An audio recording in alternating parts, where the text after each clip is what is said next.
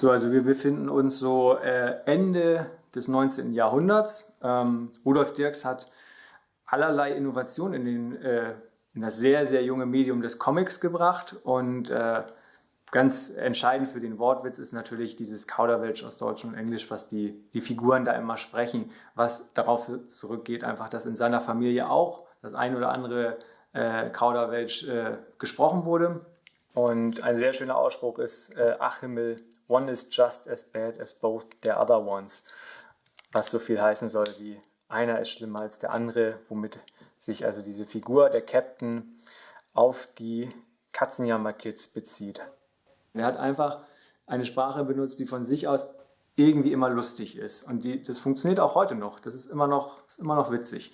Und was man mit so einer Sprechblase anstellen kann, hat Rudolph Dirks relativ schnell herausgefunden und sich das auch zunutze und zu eigen gemacht. Nämlich indem er gesagt hat, ich kann ja nicht nur den Text in die Sprechblase schreiben, sondern wenn jetzt, und das kommt bei ihm ja öfter vor, eine Figur mal so schlimm schimpft, dass man es nicht in Worten ausdrücken möchte, dann kann man auch an der Stelle einfach mit Symbolen arbeiten, beziehungsweise Zeichen wie Fragezeichen, Ausrufezeichen, eine Raute, was auch immer, also im Grunde zensiert im Text. Weiterhin hat Dirks sich auch diese Gedanken gemacht, wie gehe ich denn damit um, wenn ich Geräusche haben möchte. Also wie stelle ich das dar? Ich schreibe ja nicht irgendwie, es knarzt oder es tut dies oder das, sondern er hat sich dann überlegt, das werden große Laute, die in das Bild geschrieben werden. Also wenn ich jetzt hier den Captain habe, dessen Ärger vielleicht noch durch so ein Grrr verstärkt wird, kann man aber auch in der Form mit lautmalenden Worten arbeiten, als dass man die Geräusche von außerhalb darstellen kann.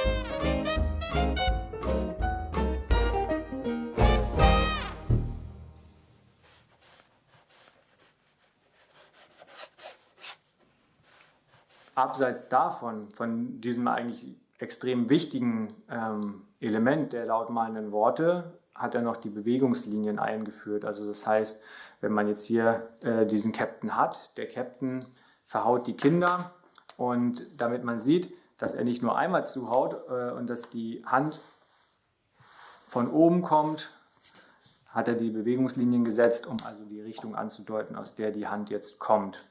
Das ist natürlich maßgeblich für alle weiteren Comics, die später produziert wurden. Also kaum ein Comic in den Folgejahren hat irgendwie ohne Bewegungslinien funktioniert. Und das ist für einen Comic natürlich ein extrem typisches Element geworden.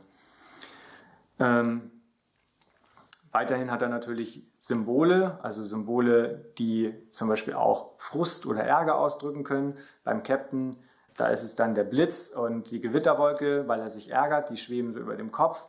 Auch relativ typisch. Als anderes Beispiel gibt es da, glaube ich, findet man in jedem Disney-Comic irgendwie so eine Glühlampe als Idee, die aufpoppt. Oder eben ganz häufig bei Dirks Sterne als Zeichen von Schmerz, also an der Stelle, wo dann der Schmerz gerade auftritt.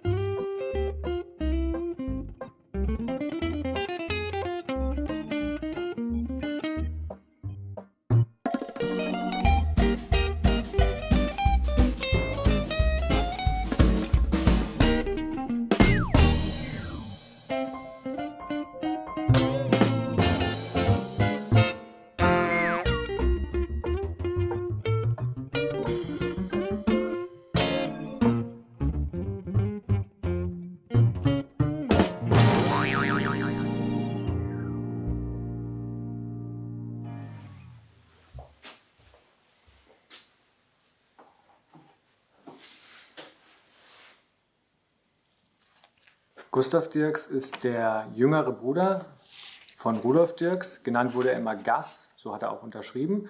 Also er war auch ein Zeichner, Comiczeichner, Cartoons hat er gezeichnet. Und der zeichnet sich eigentlich dadurch aus, dass er relativ früh Insektencomics, Insekten vermenschlicht hat, also generell Tiere, auch Hunde oder größere Tiere wurden vermenschlicht. Und da ist er auf jeden Fall einer so der Ersten, die das gemacht haben. Wir befinden uns auch hier natürlich noch in den Pioniertagen des Comics. Also Comic, ein neues Medium, von den Zeitungen sehr geschätzt, weil es die Leser an das Blatt bindet. Und Rudolph Dirks, der war schon wenige Jahre in New York und dann ist ihm sein kleiner Bruder Gus gefolgt. Der war da so ungefähr 17, 18 Jahre alt und hat dann auch als Zeichner für Magazine und für Zeitungen gearbeitet.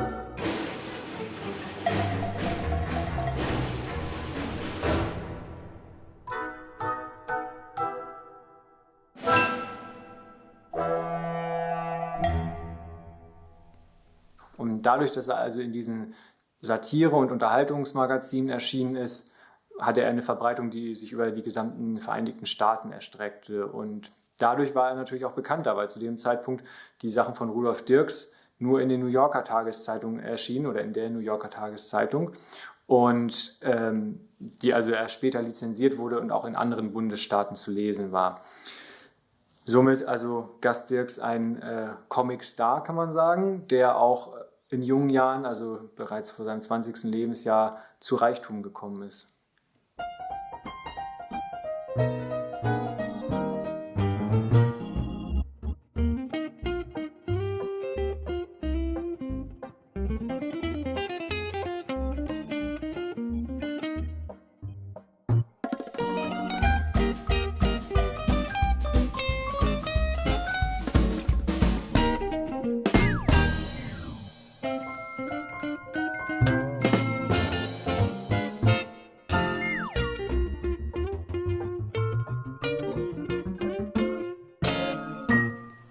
Als Schleswig-Holsteiner ist für mich natürlich dieses Bild das Schönste, wo man dieses Wimmelbild von Insekten hat und die eine große Party feiern. Dann haben wir hier diese Insekten, die mit Bierkrügen anstoßen und dabei lauthals Schleswig-Holstein rufen. Schleswig-Holstein ist dabei zwar falsch geschrieben, aber das macht es halt nur noch charmanter. Die Verbindung, die ich zu den Dirks habe, die ist natürlich vor allem geografisch bedingt. Also ich bin auch in Heide geboren, in der Nähe von Heide aufgewachsen. Und wenn man dann irgendwann so was drüber liest, da ist so ein Comic-Pionier in Heide geboren worden, dann wird man natürlich hellhörig als junger Comic-Begeisterter. 1884 ist die Familie Dirks ausgewandert, von Hamburg aus mit dem Schiff rüber nach Amerika. Der Vater, der ist ein paar Wochen früher schon rüber und hat dort Vorbereitungen getroffen und dann ist die Mutter mit den Kindern hinterher auch ihm gefolgt. Und Rudolf war zu dem Zeitpunkt 7 Jahre alt und Gus 4. Jetzt wird es natürlich spannend, weil wir jetzt auch dahin reisen, nur mit dem Flugzeug. Geht ein bisschen schneller, ist auch bequemer wahrscheinlich.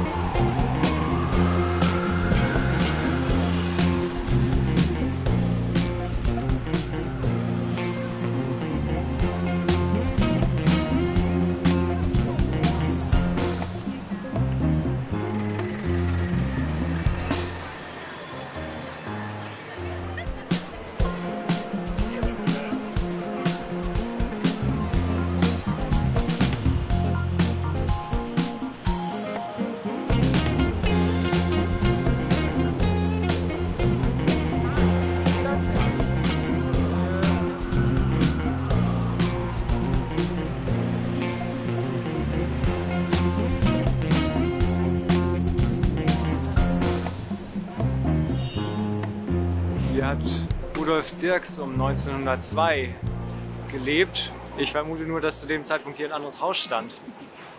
Anhand der etwas älteren Häuser, die hier so stehen, kann man sich das ja zumindest so ein bisschen vorstellen, wie das hier vielleicht so ungefähr war.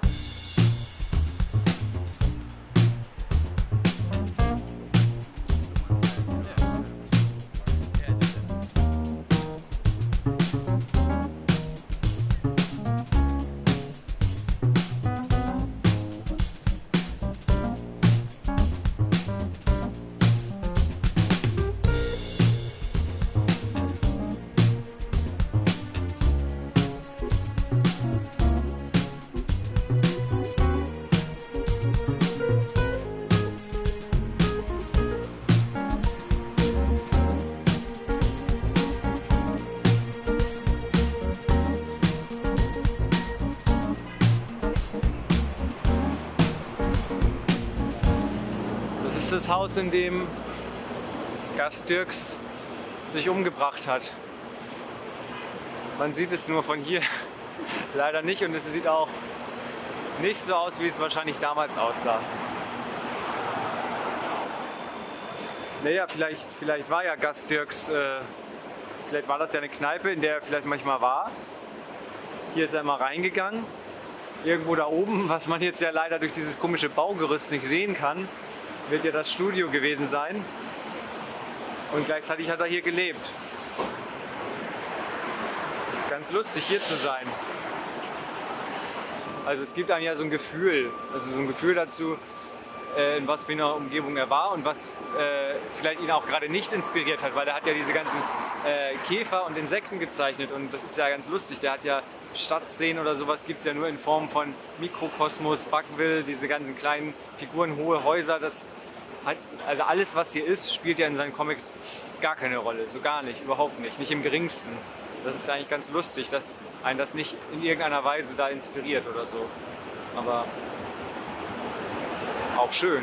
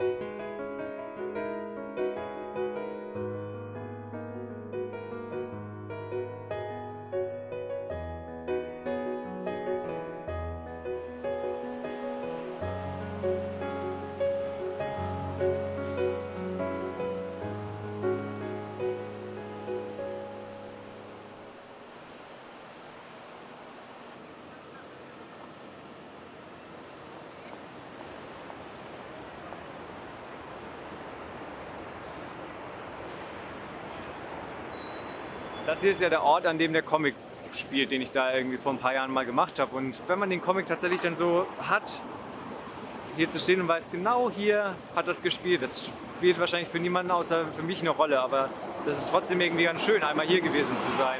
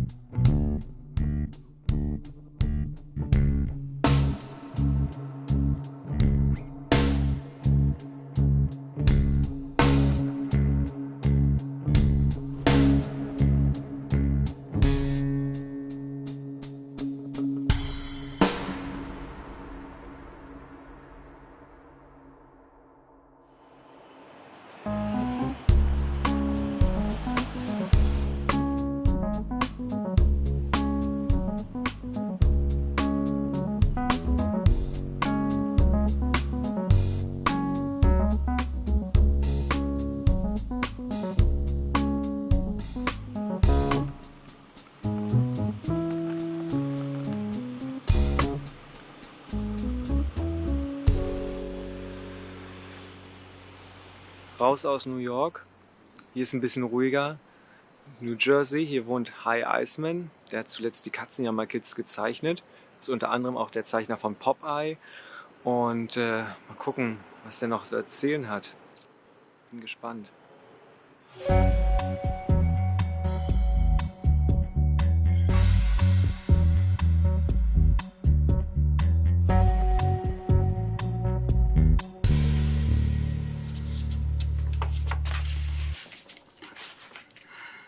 And you can see that there's very little yellow in these, because they were having trouble with yellow. It wouldn't dry fast enough in the presses, so they try to avoid it. So this is probably like the original colors. Yes, they appeared. yes. This is the best they could do. Yeah. It was published 1906 to 7, yeah. This book is just reprints of the newspaper strips that were running in 1907, and Hearst allowed them to be reprinted as a book. But this was a newspaper, and there would be another strip underneath of something else. But that's the way it was done at 1907 was just 14 years after the strip was invented. It had become very popular, and they felt that they would be able to sell something, and they probably did.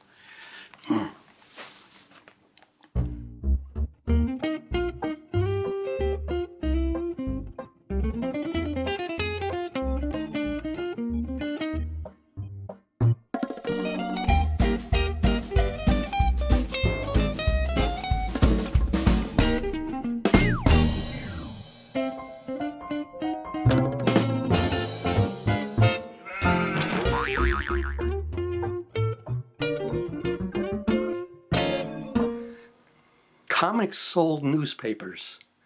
They found if they wrapped the newspaper in the comics, they would sell. And at the time that comics were ruling, before TV or before movies were in color, it was the only thing in color. And people would buy 3 newspapers of New York. The same news was in all 3 papers, but the comics were different. So people would pick up the news, the American and the Mirror. The American and Mirror were Hearst papers. All had different comic strips. They were like rock stars. That was the golden age. When they came to a city, it was a headline in a newspaper. Yeah. And I don't know if you researched the Dirks story and how Dirks and Nur had the battle and went to court. Yeah. And they awarded the characters to both people, but the Katzenjammer, it's called Katzenjammer in English, ended up with Hearst, and I think it was Pulitzer that ended up eventually became United Features. And they had the Captain, the Kids, and the ran together 50 years. Yeah.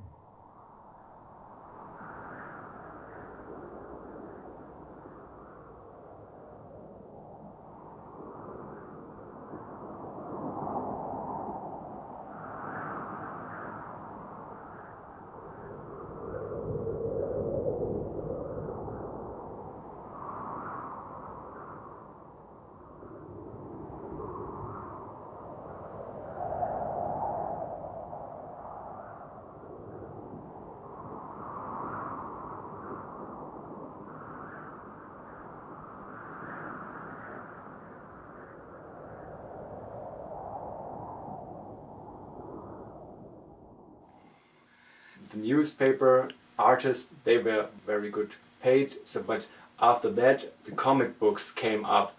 The comic books originally were reprints of newspapers, and they were very cheap, 64 pages for 10 cents.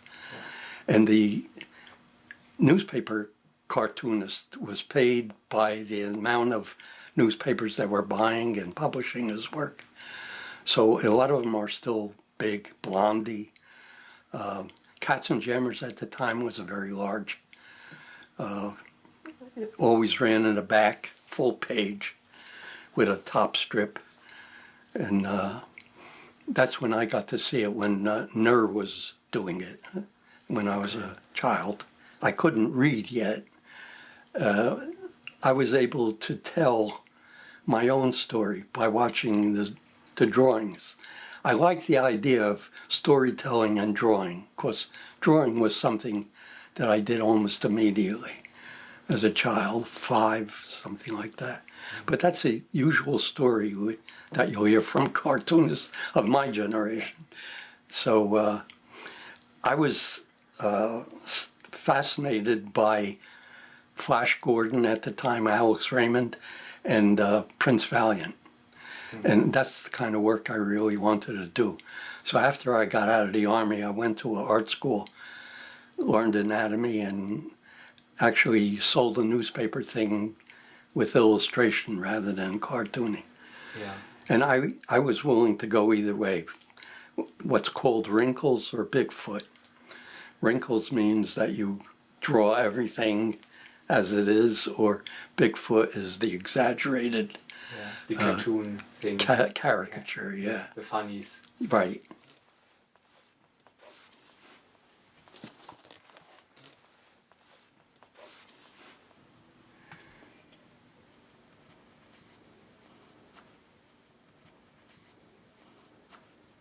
The captain is always getting the raw end of the deal from Mama, and what the kids are constantly doing to him. And I can get him, I'm allowed to show him chasing the kids. I can't show him being spanked.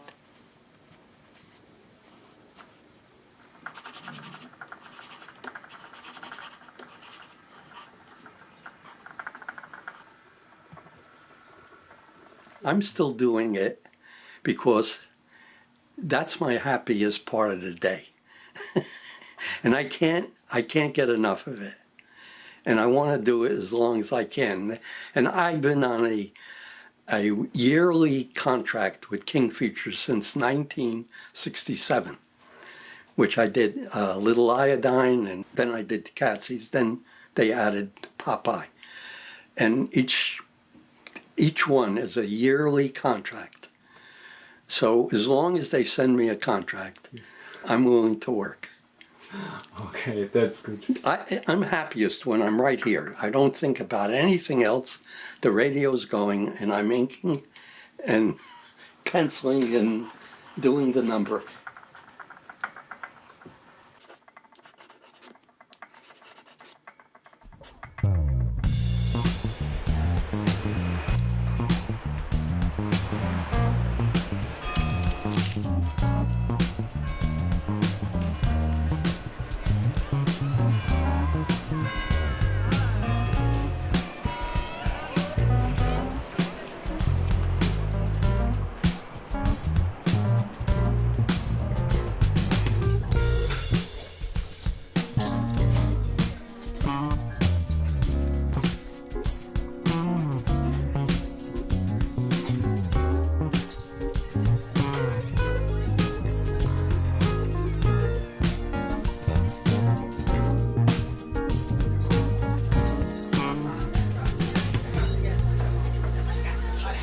Ein bisschen Spaß, mal Sachen zu sehen, die man ja in deutschen Comicläden nicht über den Weg laufen und man vielleicht den Zeichner kennt, aber nicht wusste, was es da jetzt so alles gibt. Das ist immer ganz cool. Darum lohnt es sich auch im Ausland in Comicläden zu gehen.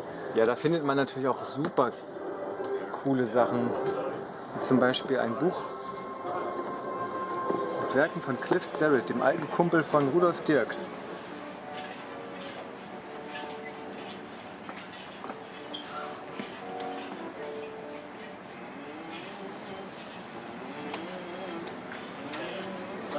Doch noch gefunden.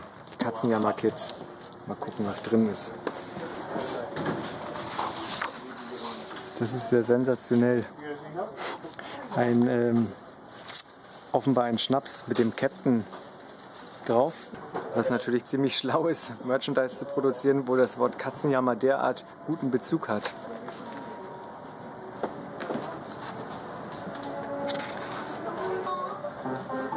Es ist leider alles viel zu schwer, um es in einem Koffer nach Deutschland zu transportieren.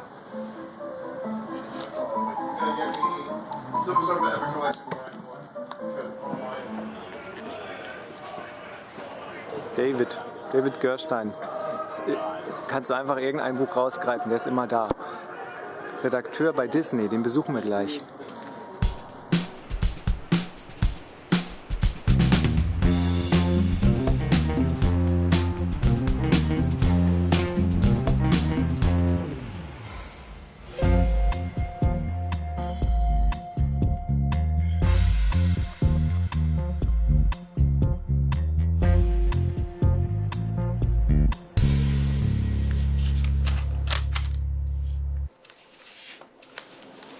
Yeah, first of all, we're here because we know that you know a lot about comics and especially also about the Dirks comics, the reprints where I don't know anything about. This is the first of the reprints of the newspaper strip. Yeah. I believe this is a serial from the teens that was re-inked for this comic, but with very few changes. Did you enjoy it, or is it really random? What did I enjoy? Oh well, it's very good. It's a very good sequence. The material that was reprinted in these magazines is very good. This was the next one. It's the same series. Yeah, and well, not the same, but the same type. It's okay. This is one of that's actually one of. Oh, it's in such bad shape that all of the pages are separate on the left side. Oh, too bad. Yeah, these are Sundays. It was such a strange thing to see huge Sunday pages. It's really reprinted small. At this tiny size. It's hard to read them sometimes.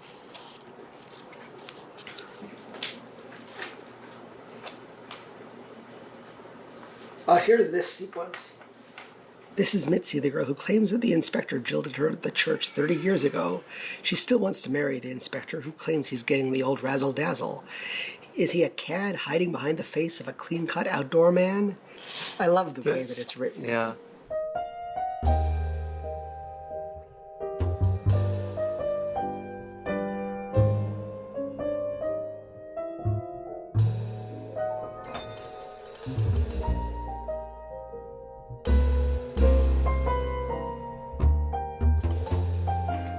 Oh, what's this?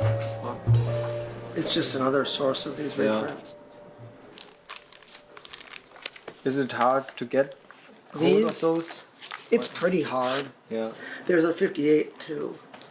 Yeah, but okay, this should work. That's most of them.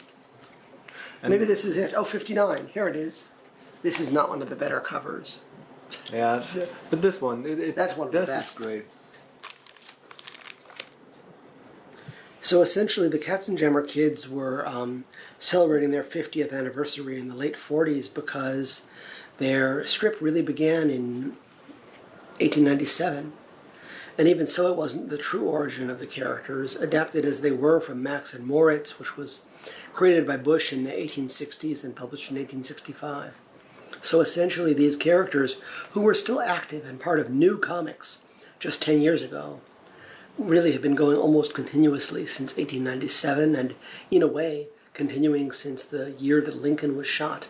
That's how long these cartoon characters have been in action. What I like is that this strip went on for so long with such good material. I'd say that Dirks was continuously good all the way into the 50s.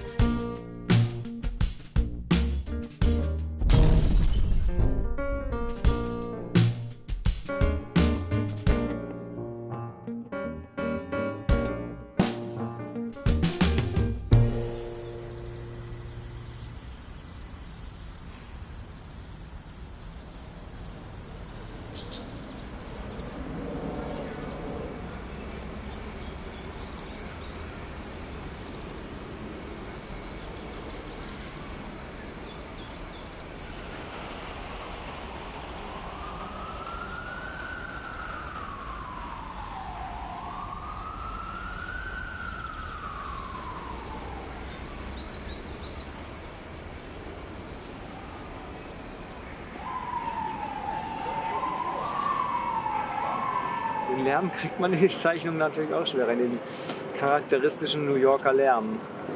Da muss man dann die Rudolph Dirks Soundwords nehmen. Immer laut malende Worte überall. Diese Sirenen und alles kann man dann wunderbar in seine Naturstudien mit reinzeichnen. Das sieht bestimmt sehr gut aus. Hat man sich ganz viel Mühe gegeben. So einen wunderschönen Baum gezeichnet. Ganz toll, so als Bleistiftzeichnung an dem Naturstudio und schreibt dann so kurz da rein, weil ein Krankenwagen vorbeikam. Das wäre doch gut.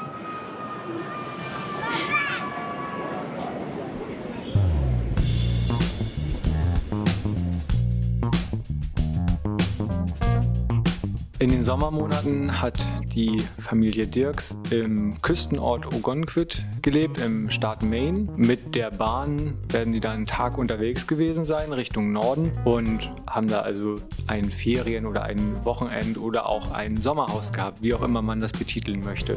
Da haben die Sommermonate verbracht und haben dann wieder ihre Sachen gepackt, um dann im Winter in New York zu leben.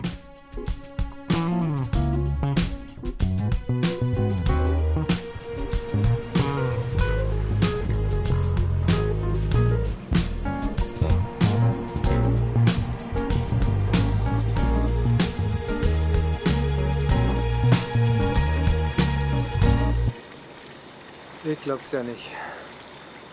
Das Studio von Rudolph Dirks ist ein Haus eigentlich. Eigentlich ist es einfach nur ein Haus, ein weiteres Wohnhaus. Und dann so ein paar Meter weiter, ja, sind wahrscheinlich doch 100 Meter weiter, ist dann das eigentliche Wohnhaus der Familie. Das ist bestimmt 1,5 Mal so groß oder vielleicht noch größer. Das Grundstück, das sucht für eine Familie, das sucht schon seinesgleichen. Hier beim Haus zu sein, in dem die ganze Familie gelebt hat, macht es plötzlich sehr lebendig. Also das Haus habe ich auf Fotos schon mal gesehen, also ich wusste sozusagen, was da kommt. Ich glaube dadurch war der Effekt nur noch größer, als wir hier eben ankamen und ich das Haus so gesehen habe, da war das irgendwie so, ach, da ist es, weil man kannte es schon. Also man wusste, wie es aussieht, was kommt, aber wenn es dann wirklich so da ist und man fühlt sich ja irgendwie, als wäre man an einem sehr historischen, bedeutenden Ort, was vielleicht für den Rest der Menschheit dann nicht so empfunden wird, aber für mich ist das schon was Besonderes und wie gesagt bedeutend, das einfach gesehen zu haben und hier mal zu stehen, wo man weiß, was hier also alles passiert ist und geschaffen wurde.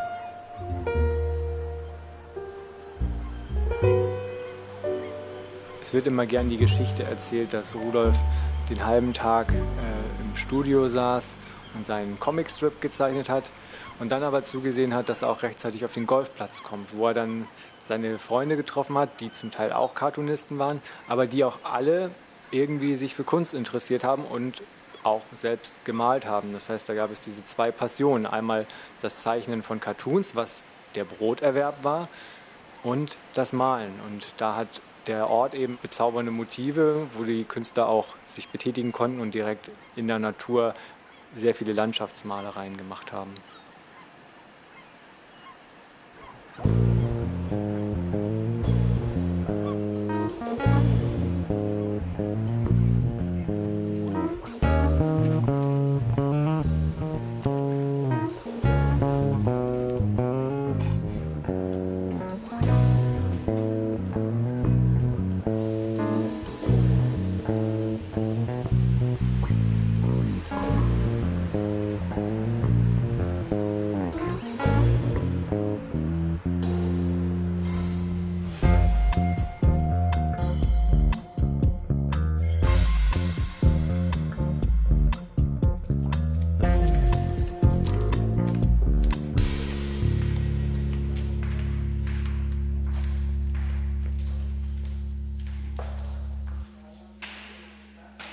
And certainly from the post-World War I time up into the 50s, things were really happening in New York in terms of the art world and abstract expressionism. Ogunquit was a place that the artists came certainly in the summers to kind of get away from that a bit too, to have some fun, but also to enjoy the beauty of Ogunquit and the surrounding areas, and to have their families here. And the families interacted with each other, and I think it was showing up in the work that Dirks was doing as well.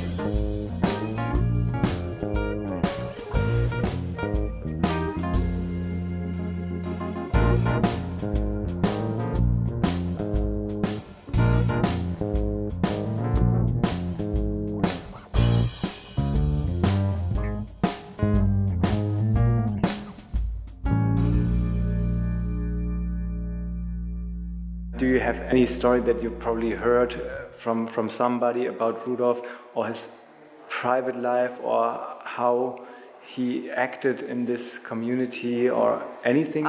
So I heard about Rudy second, third hand from artists and from John himself too, about how much fun his father was and what a great time they had growing up in Ogunquit during the summers.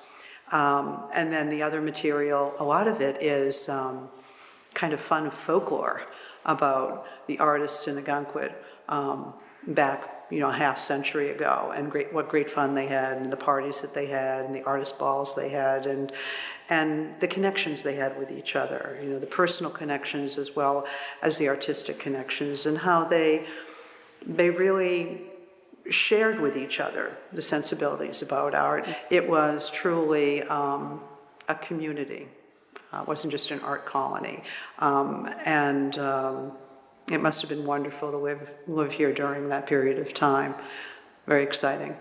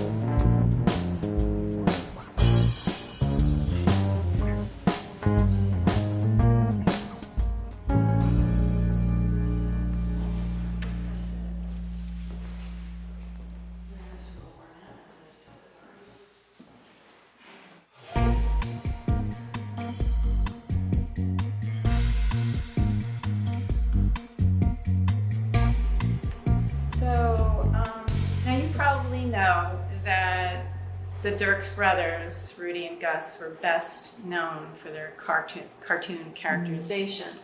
But it's my understanding that Rudy Dirks was very much interested in being a painter. He started as a painter. He wanted to return to oil painting, to easel painting, but he made his career as the creator of Katzenjammer Kids.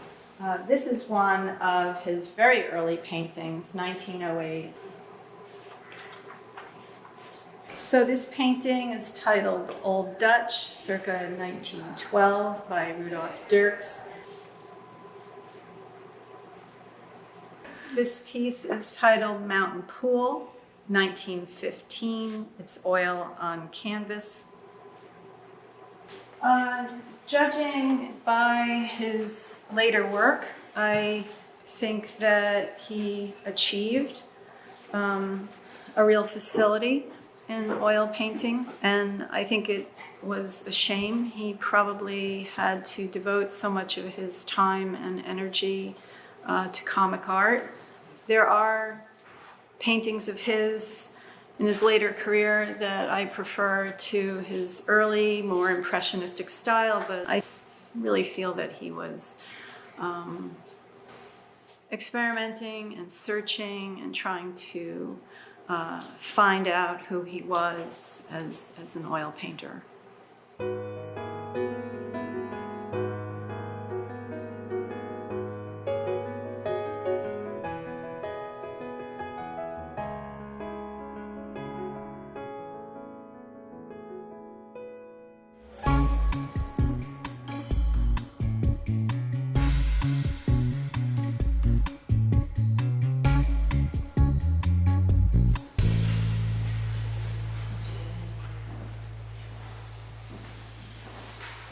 His father came out of this town in northern Germany, and it was a hard life. This is late 19th century immigration to America because it was a better deal, and he's brought over as a woodcarver to carve the interior of first-class trains. But how many kids did he have? 9. 9 kids growing up in Chicago.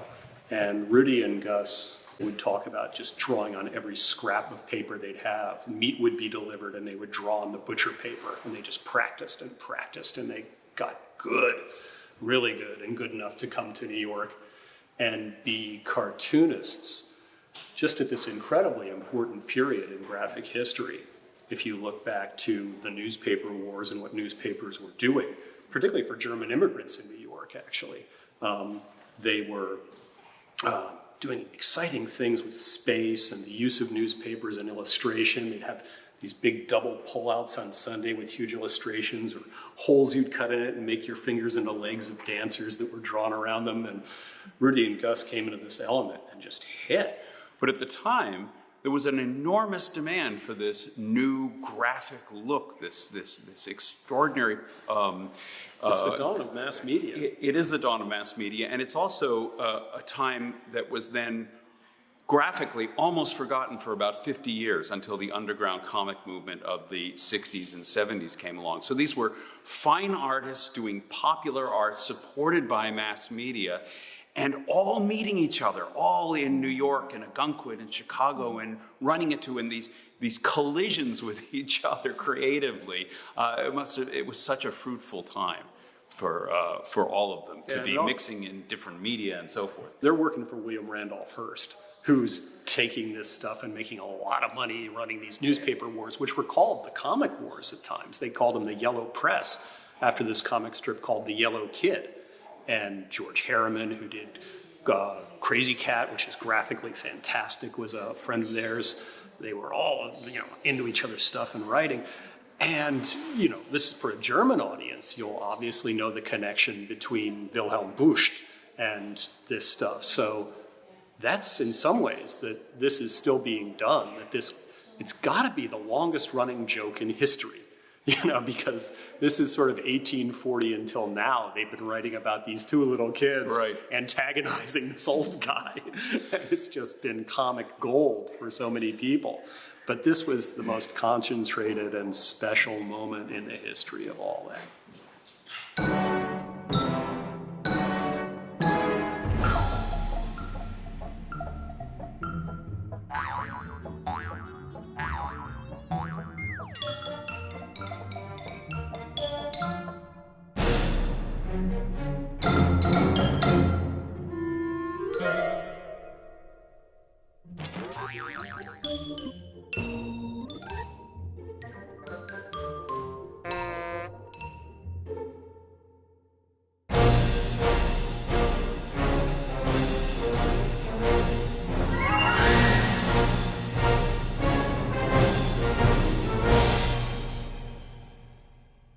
And there's a thread that runs through both Rudy and Gus's life that I see in their work, which is half of it is comic and broad and hilarious and slapstick. I mean, comic violence. And yet a lot of their fine painting is very dark and brooding, and some of Rudy's acrylic work is intentionally humorous.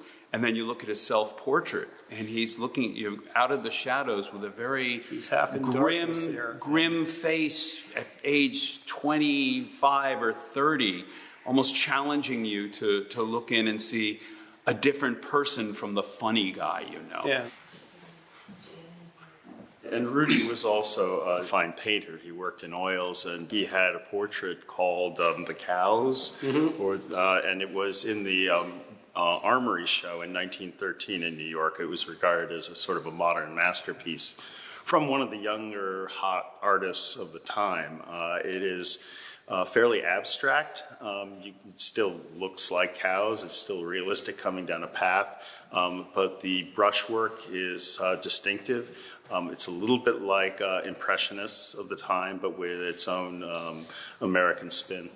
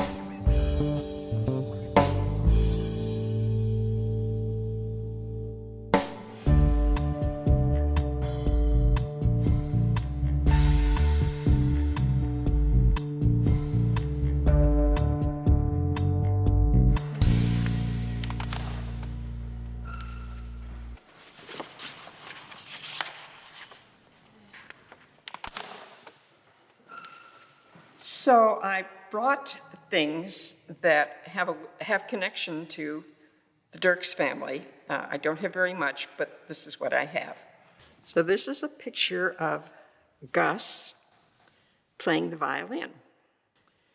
And it was taken, so it says on the back, in the 1890s.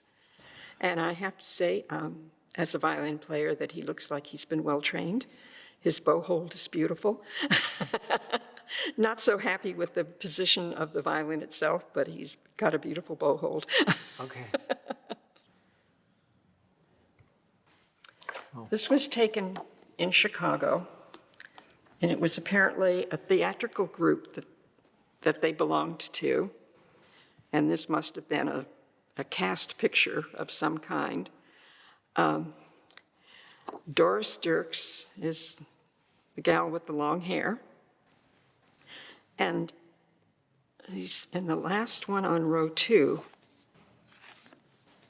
So this was supposed to be Rudy. Oh. This is a letter from Gus to his sister Doris, my grandmother, dated August 10th, 1901, New York. Will be with you in the fall, maybe. Love to all, Gus. And of course, signed with his flower. And so this, I have a better picture of it. But this is the picture of the wedding of my grandmother and grandfather. This is Oma and Opa Dirks. That has to be Rudy in the background there. There's some other sisters and brothers in here that I can't identify for sure. I could make a few guesses. This happened the same year, within weeks of Gus dying. Oh, all right. And so it's somebody, yes, and somebody said, everyone looks so grim. It must have been how people took pictures there then at that time. But I also think it may have something to do with the shock that the family went through at Gus's death. And this was hand done by my Aunt Ethel. And I wasn't kidding when I said it was 4 or 5 feet long. Oh, yeah. So if we start with Margarita and John, they get married. And then they have 9 children. Starting with Christina, Tanta Hannah, Alfred the woodcarver, who got the farm, Doris, Rudolph, Elizabeth, Gustav, Helen, and May. Okay, and if we go back to Rudolph, he was divorced and then he married Helen.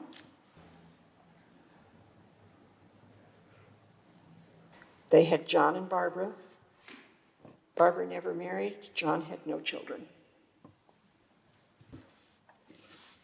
This is a Christmas card.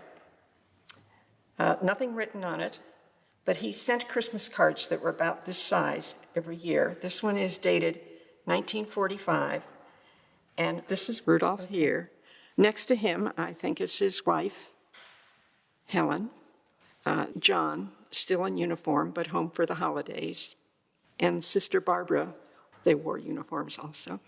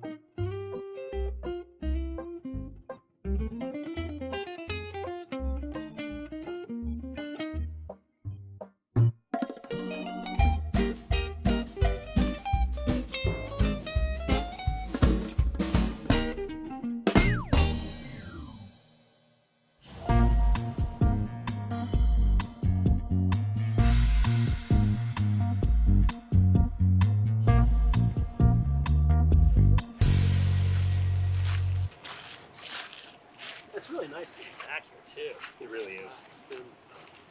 I first encountered the work of Rudolph Dirks and the Captain and the Kids, Katzenjammer Kids. I would say I was reading Wilhelm Busch before I could read. Weirdly enough, and draw your own conclusions, my mother would read Max und Morris in German to me when I was a little kid. And she really didn't speak German that well, but she could read that stuff. It had been read to her, and it was like recitation. So my kids' book was Max und Morris. And then I saw The Captain and the Kids. It was a straight line through. And, I knew this jolly man. I knew this really nice guy. And my mother treated him like he was a god, just a super nice guy that she loved. And the art was one more wonderful part of this whole experience. So it was part of a whole world for me. I was saying before that they're inspired or they're stealing from Wilhelm Busch. And if you go back and you look at these Wilhelm Busch things, the kids get up to some hijinks and they dump in the flour and they get put in the cookie dough and they get baked as cookies and birds eat them. This is like a really good time, except now this would be like child abuse and a national scandal. Right? I remember reading those books. I remember kids being turned into cookies and eaten by birds was pretty... And this is an artistic portrait of the life, because their father came over from this area of northern Germany specifically to carve the interior of Pullman trains. He was this fine wood carver, and he raises these 9 kids in this small space. And he was a very violent man, clearly.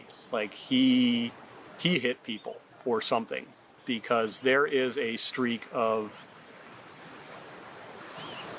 violence and frustration and depression in the family that can't be ignored. My mother had it. My mother would talk about growing up, and her mother, who was Rudy's sister, would beat her with a hairbrush every day coming back from school. And she told me the story when she's probably 60 or 70 years old. But that was the world that her mother had come out of, with this residual violence. And staying happy in the face of that and getting away from it at the same time and finding ways of living in this world where there is this threat from these older people. You can see why Wilhelm Busch appealed so much, right? And also, yeah, why Gus Dirks, who was exceptionally talented and obviously joyful in his production, was capable of killing himself too. Both things are in the story.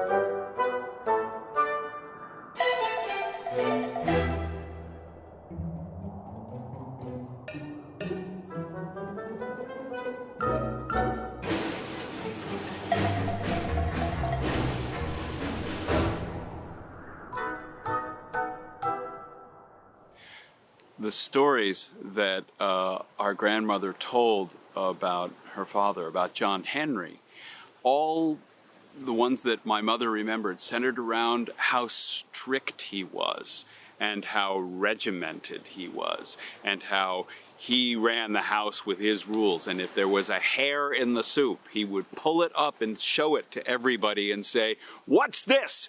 What's this?" And make a terrible, angry tirade against his wife. But you're telling this story about his dad, you know, holding up this hair and screaming, "Who did this?" And I'm thinking, so let me see. He goes on to do this cartoon about these two brothers who are super tight, and they're living with this guy who's kind of a stranger, but they're hooked in with him, and he's always blowing his top. Where could that come from? Right. Where'd they get the idea for that strip? And, you know, it's so funny that, like, so often in that strip, the two kids run away at the end. Right. You know, it's like, what's going on with no psychology here, right? And of course, in Gus's cartoons, sorry, I'll get back to you. You know, in Gus's cartoons, you got these bugs which are tiny and vulnerable and freaking clever.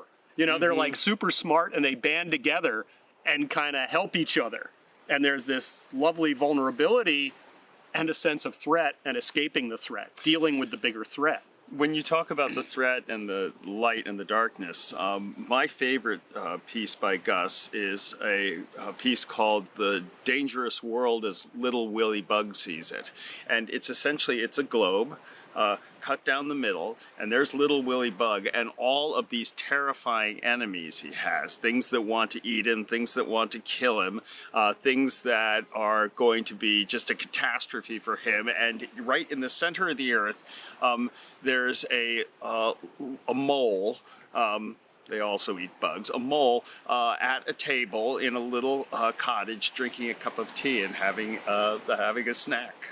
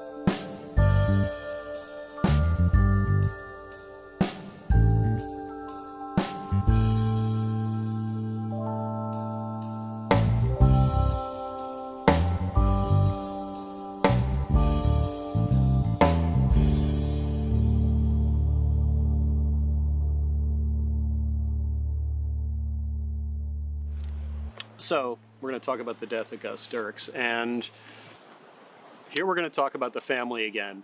As always with the artist, you know, it's both things. It's this In this family, there is this darkness and this violence, and there is this power and this desire to create and laugh and cause joy. So, I mean, for me, it's like looking back at Jimi Hendrix. There's just this explosion of creativity and then this young death. And what's going on there?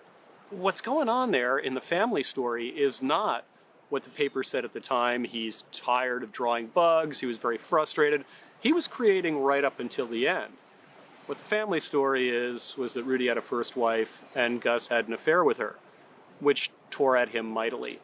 And you can imagine how much, because these two had come out of this situation, 9 people, violent father, come to New York and were just making it right at a time where cartoonists mattered and they had a voice and they were entertaining thousands and thousands of German immigrants. Like, what a validation this must have been. And that's why he killed himself. He was despondent over his own behavior and the lack of any way out of it, apparently. And it's interesting to think about Rudy's life after that without his brother. I mean, it must have been kind of a missing appendage inside his own work and inside the family story.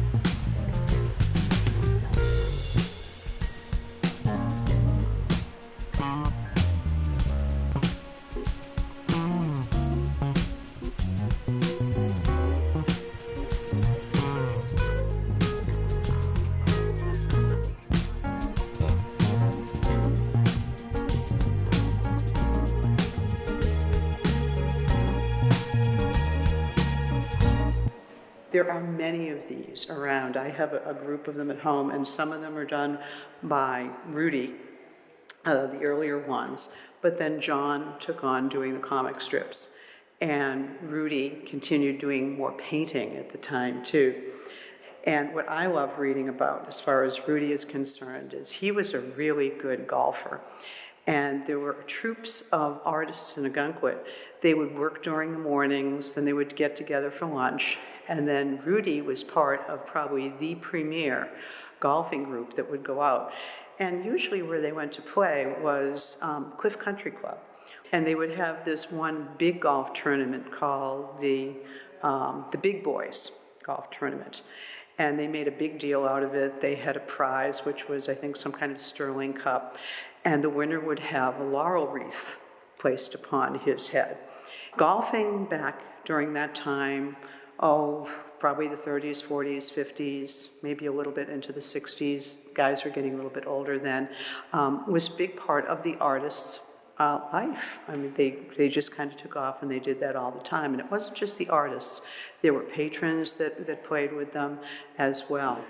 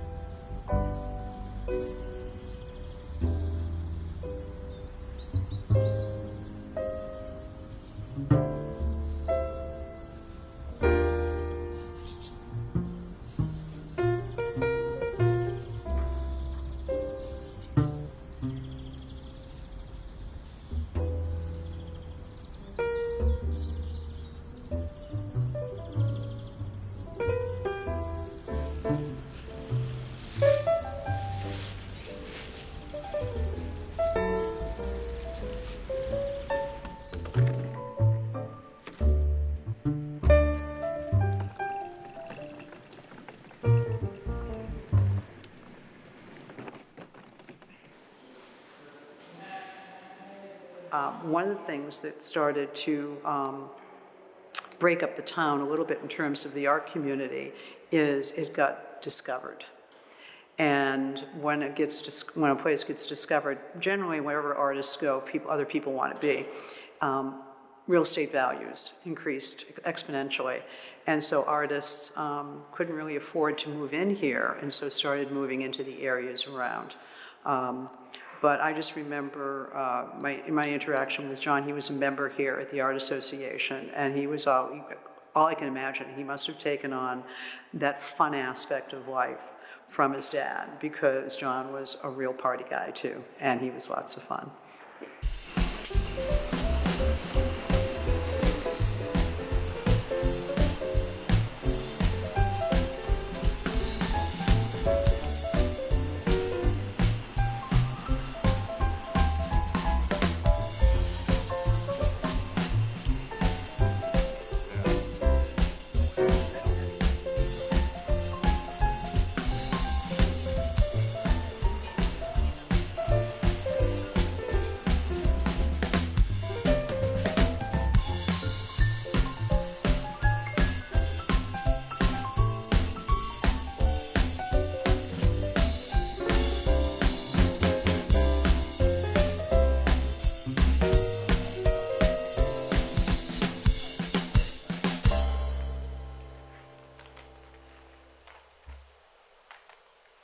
In Archiven wühlen lohnt sich.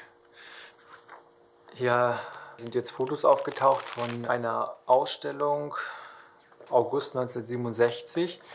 Die Künstlervereinigung Ogenquit stellt aus. Rudolph Dirks ist auch dabei, einer unter mehreren, die ausstellen. Und man sieht ihn hier auf den Fotos denn doch im hohen Alter, 90 Jahre, wie er auf dieser Ausstellungseröffnung unterwegs ist, während er dann ja im nächsten Jahr verstorben ist. Ja, das sind jetzt die Fotos der Ausstellung. In der Bahn-Gallery war das. Und zumindest von den Fotos her sieht man jetzt schon mal, dass Rudolph Dirks mit seinem Bild von Cape Nettic dabei war.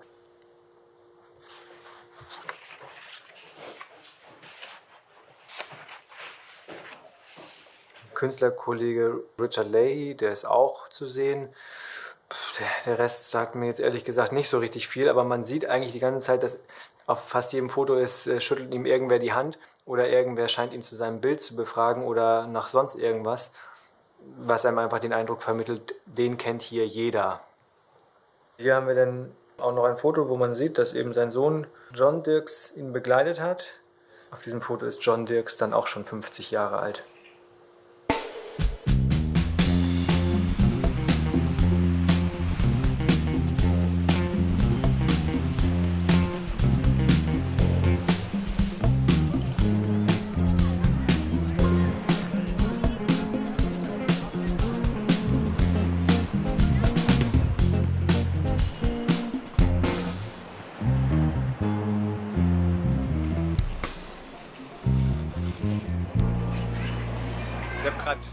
Ich habe gerade den Elevator Man von diesem schönen Gebäude getroffen und der hat mir erzählt, dass in diesem Haus, Ecke Broadway, nicht nur Rudolph Dirks mal gelebt hat, sondern auch der bekannte Opernsänger Caruso, was natürlich dafür spricht, also auch noch unterstützend zu der These, dass Rudolph Dirks relativ wohlhabend gewesen ist und in einem Haus gelebt hat, wo die Großen der Filmbranche, Musik und was weiß ich, alle ein- und ausgegangen sind.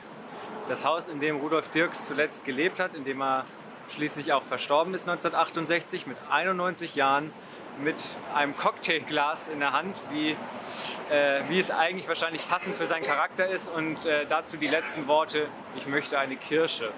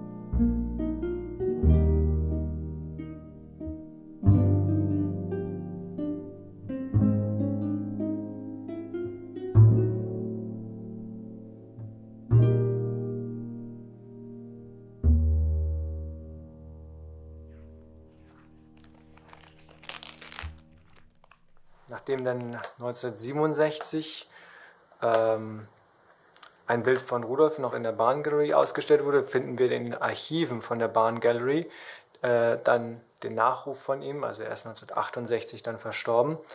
Und darauf folgend wurde eine Memorial-Ausstellung auf die Beine gestellt, ich denke federführend von seinem Sohn John.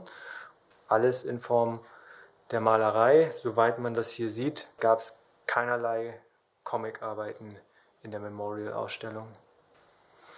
Hier auf dieser Seite haben wir John Dirks, kurz nach dem Tod seines Vaters.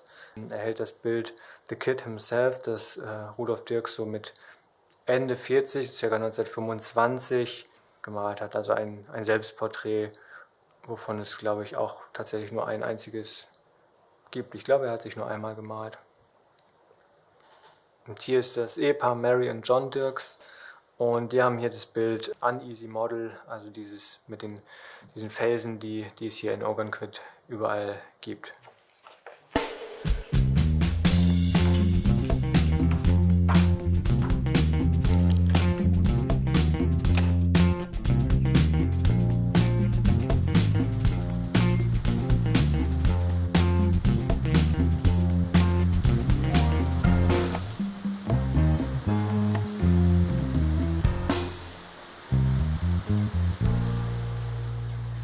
Das ist interessant mit den zwei Seiten, die irgendwie alles immer zu haben scheint.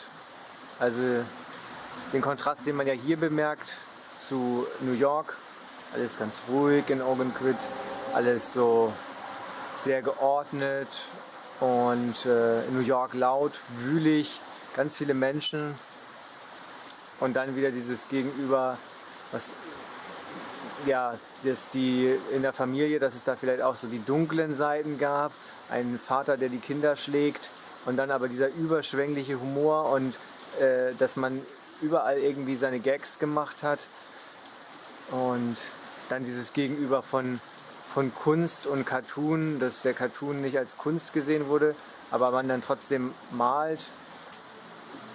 Das ist ja witzig eigentlich, wenn man Rudolph mit diesem brachialen Humor und dann werden da Kinder verkloppt und so. Und ich glaube, Gus Dirks, wenn man so diesen Vergleich hat, der ist einfach so ein bisschen tiefer und feinfühliger. Allein, dass er diesen Mikrokosmos Buckville sich so erschafft und da so eine eigene Welt sich aufbaut und auf das ganz Kleine, aber im Detail guckt. Ja, irgendwie. Aber ich glaube, da muss man noch ganz viel drüber nachdenken.